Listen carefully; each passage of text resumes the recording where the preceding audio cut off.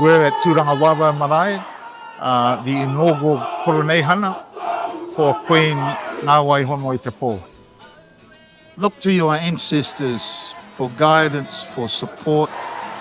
But we, from the Pacific General Assembly, from the Council of Chiefs, and through the Arikis and the royal houses of the Pacific, we will support you and stand ready to give you anything that you need.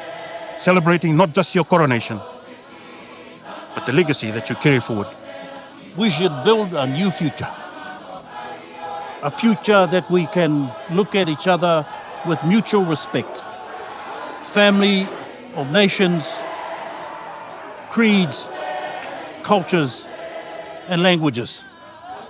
As we seek to try and build a much more safe and prosperous future under the leadership of Kuini Ngāwai Hono i Te Pō. I want all of our people, whether they be from Fiti, Taonga, Cook Islands, I want them to be those things every day.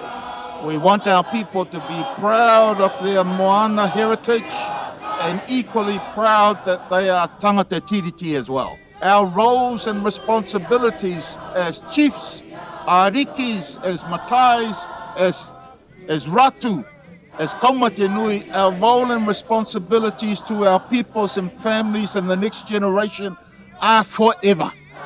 Now that we've been able to acknowledge and remember her father and his legacy, we're now putting our full weight of support behind Te Arikinui, Kuini Ngāwai Hono i Te Pō.